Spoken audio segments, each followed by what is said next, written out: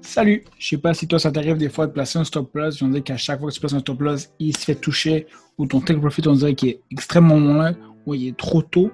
Alors des fois tu manques des opportunités d'aller chercher plus de pips ou tu manques juste de base que ton stop loss va se toucher parce que tu es allé trop tôt. Cette vidéo va t'aider à comprendre comment bien structurer ton stop loss et ton take profit pour avoir des trades plus gagnants et réussir. Alors si jamais tu n'es pas abonné à ma chaîne, je fais 2 fois par semaine des vidéos d'analyse et aussi 2 fois par semaine une vidéo théorique et d'analyse justement pratique pour pouvoir t'aider à devenir un meilleur trader. Alors, on va se lancer dans la vidéo, mais avant ça, on va aller à l'intro.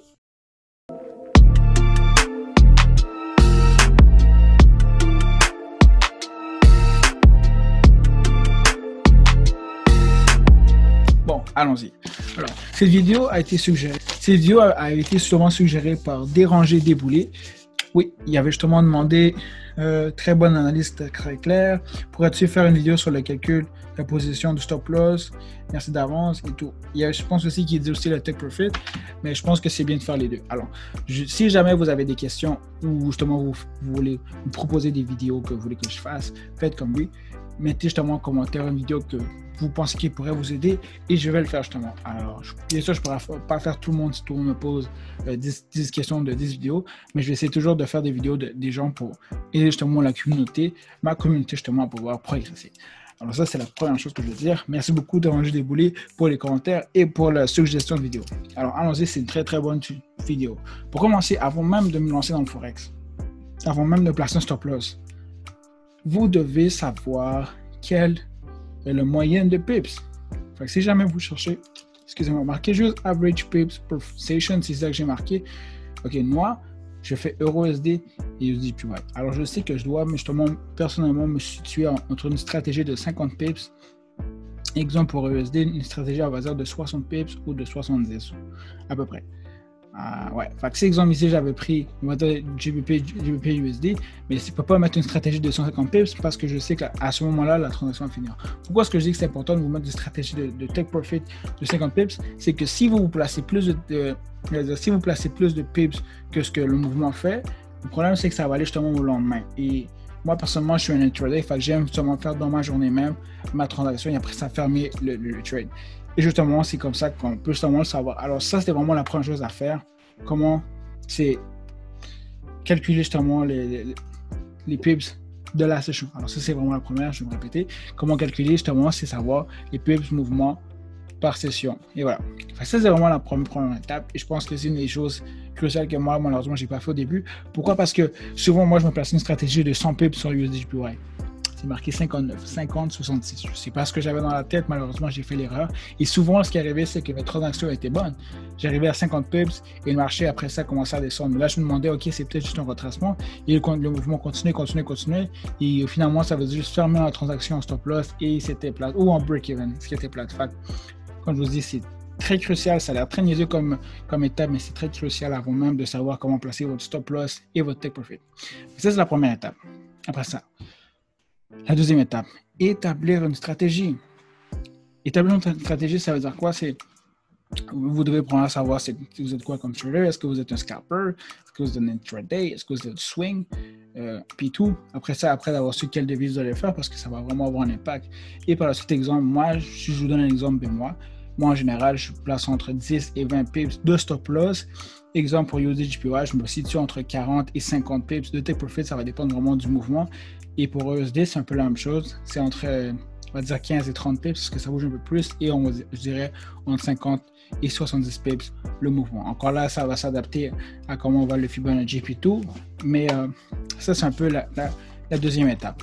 La troisième étape, finalement, c'est vraiment bien placer son stop loss. Ça peut paraître ridicule pour elle, mais personnellement, si vous placez votre stop loss trop tôt, c'est simplement la meilleure chose pour que votre stop loss se fasse toucher. Et je vais vous donner un exemple avec EURUSD. C'est justement une transaction que j'ai fait justement la semaine cette semaine, excusez-moi. Et je vais vous montrer en gros comment j'avais placé ma chose. Voilà, voir, parfait, ok. J'avais placé à peu près ici. Ça a été vraiment ma transaction. Vous voulez voir comment c'est vraiment important de toujours attendre le drawback. puis j'avais me placé à peu près ici un mouvement comme ça. Ça a vraiment été une belle transaction et tout. Pourquoi est-ce que je suis rentré exactement là? Il y a beaucoup de raisons. Parce que justement, j'avais vu que le marché avait déjà fait un top 2 fois. Ça faisait déjà 3 fois que le marché faisait un top. Mais pourquoi exactement je suis rentré là et non ici, non ici et non ici? Pourquoi? Parce que justement, j'attendais justement que le marché fasse un drawback. Un drawback, c'est que lorsque le marché fait un genre de mini retracement et c'est là qu'il monte. Pour ça, je dis que c'est ridicule de mettre un sell ici parce que vous avez des chances justement que le marché vienne toucher mon stop loss. Exemple, il aurait pu le toucher si je l'avais mis là et vous auriez justement perdu une transaction gagnante et après ça, il aurait tombé.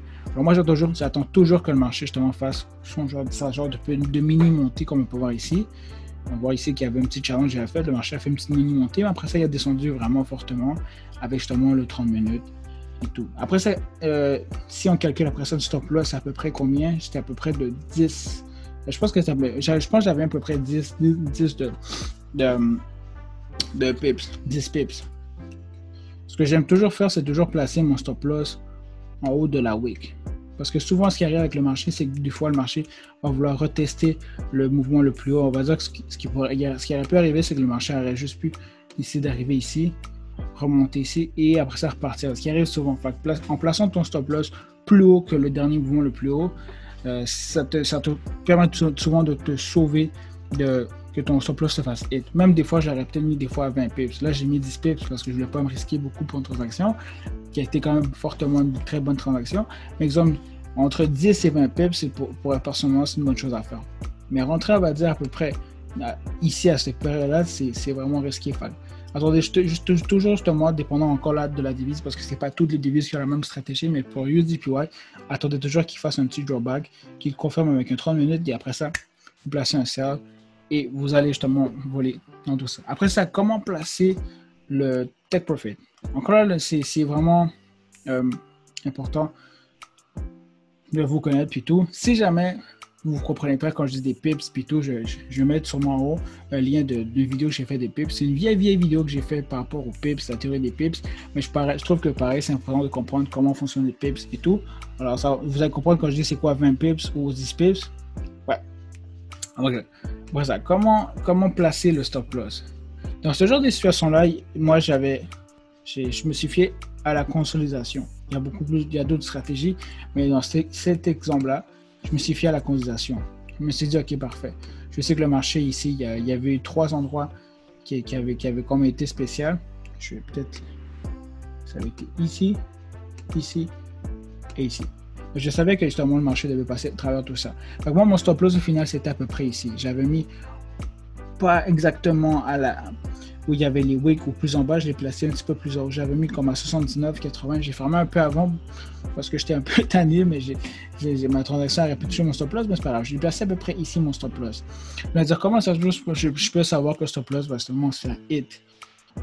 Premièrement, il faut comprendre comment est positionné le marché. Si vous savez que le marché est dans un downtrend, placer un 50 pips est une bonne chose. Pourquoi? Parce que si, exemple, je place une stratégie de 50 pips sur un retracement, ça pourrait le toucher, mais ce serait à risque. Exemple, dans cette situation-là, on sait que le marché est en train de tomber. Fait que les probabilités qu'il y ait justement chercher un 50 pips, qu'on avait vu tantôt, l'average de pips que peut faire justement le USDPY est quand même plus fortement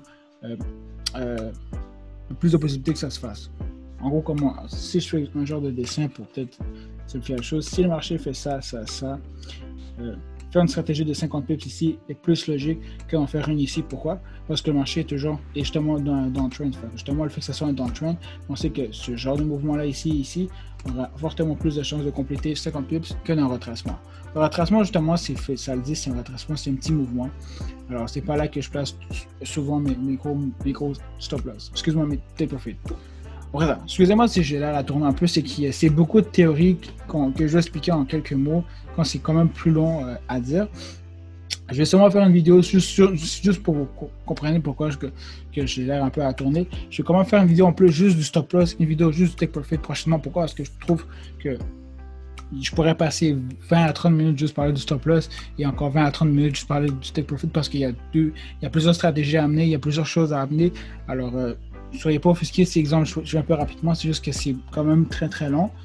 Et ouais, en tout cas, on se comprend.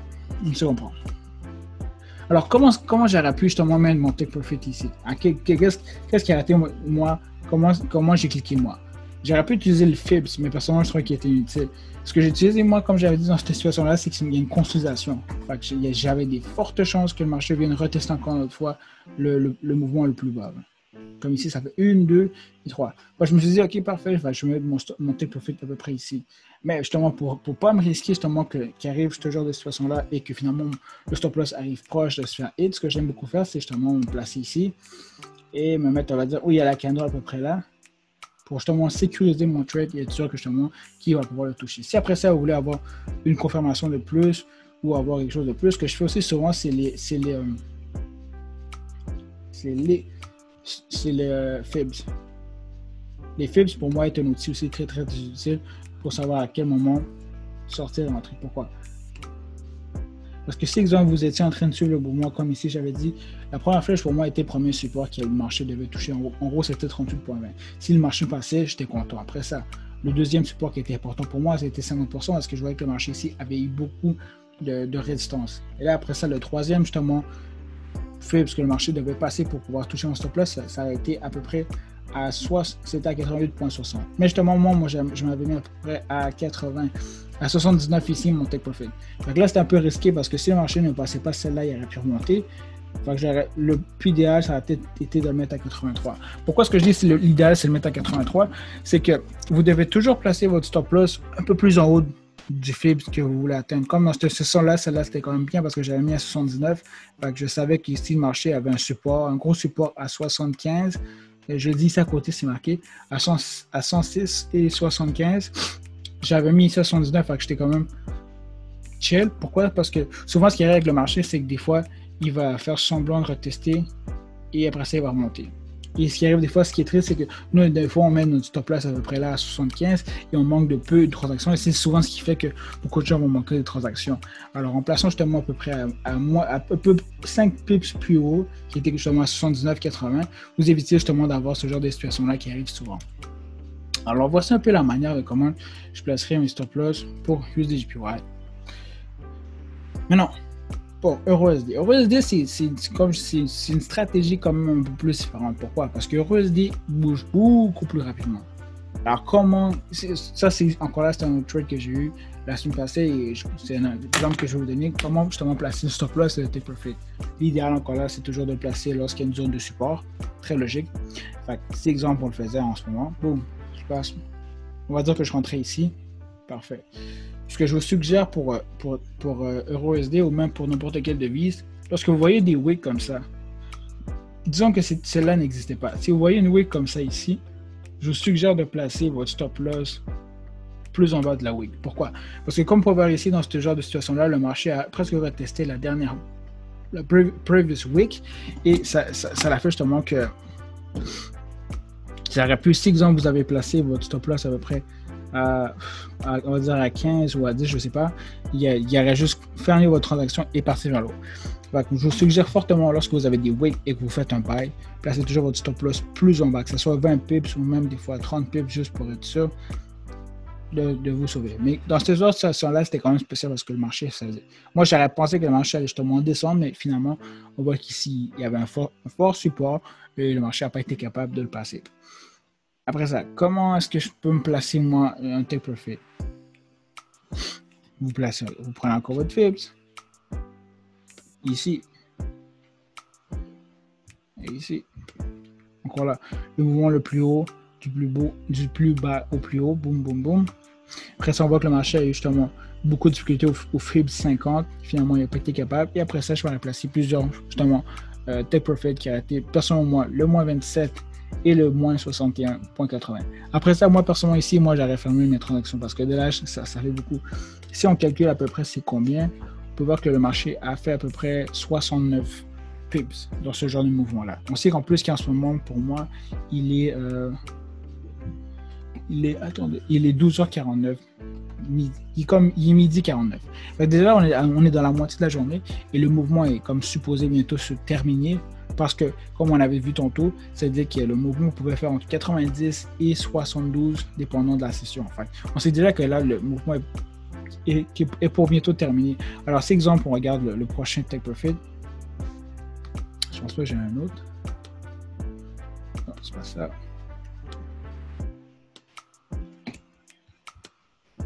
On voit justement qu'ici, le marché, il y a un autre take profit qui est à peu près à 100. Personnellement, moi, ça se pourrait que EURUSD l'atteigne justement aujourd'hui, mais personnellement, moi, je vous dirais peut-être de vous sécuriser avec le moins 27 et le moins 61 parce que moi, en gros, avec EURUSD, je me mets toujours entre 50 et 70 pips de take profit. Après ça, je ferme. Pourquoi? Parce que moi, c'est ma stratégie. J'utilise à peu près 50 pips par transaction et par jour. Alors, dans ce cas-là, moi, ma stratégie est complétée. Alors, voici comme exemple comment placer justement votre take profit pour EURUSD. Vous pouvez, si vous voulez faire une stratégie sur le long terme, vous placez, on va dire, à moins 160, 61,80. Moi, exemple, je suis un intraday. Alors, comme je suis un intraday, je vais vraiment rester sur 50 pips par jour parce que c'est comme ça que je fonctionne, c'est comme ça que je me suis structuré. Alors, voici comment, exemple, placer votre stop loss et votre take profit. Alors, comme j'ai dit, stop loss pour elle, ça va. Il faut vraiment vous adapter parce que comment dire, c'est très dur de dire, OK, toi, fais 30, toi, fais 10 de stop loss. C'est vraiment votre stratégie. Est-ce que vous êtes agressif? Est-ce que vous êtes plus conservateur? Est-ce que vous êtes plus, vous aimez avoir beaucoup de place? C'est comment ce que vous marchez. Moi, comment je fonctionne, c'est que j'aime rentrer et que le marché, boum, s'en aille directement. C'est ce que tout le monde aime pareil. Et moi, c'est réellement comme ça que je marche. Alors, je vais vraiment mettre mon stop loss quand même très, très proche, mais quand même assez de place pour qu'il puisse justement monter. Et comme on le voit ici, c'est comme ça que je fonctionne. Je place mon stop loss quand même bas pour sécuriser la transaction parce que souvent, ce qui arrive, c'est que le marché essaie quand même de retester la dernière week et c'est très logique. C'est comme ça que le marché fonctionne. Et après ça, il part. Alors, c'est donner de la place justement à votre stop loss pour qu'il puisse respirer. Que ça ne soit pas trop serré parce que sinon, vous savez que ça va juste le fermer. Et par la suite, votre take profit, mettez quand même un take profit qui soit réaliste. Allez justement voir dans la page que j'ai marqué Average Pace Movement. Vous allez savoir à combien par session justement le marché bouge. Et comme ça, vous pourrez structurer une stratégie qui soit très logique et très faisable. Si vous êtes comme moi, une personne qui fait des transactions par jour et non qui les garde durant quelques jours, ce serait logique de justement mettre une stratégie de 50 pips pour USDPY et une stratégie de 70 pips à 60 pips pour EURUSD. Alors, ça complète la vidéo d'aujourd'hui. Si jamais, comme j'avais dit tantôt, vous avez des questions ou vous avez des suggestions pour des vidéos, posez-moi vos suggestions. Je vais les prendre en note et je vais essayer de les faire le plus tôt possible. Il faut me laisser aussi une chance pour être, je suis humain. Et sinon, sur ça, donnez un petit subscribe à la page. Donnez-moi vos commentaires sur la vidéo si ça peut vous aider. Sinon, je vais essayer de faire une part 2. Et sinon, je vous dis un gros merci et à la prochaine.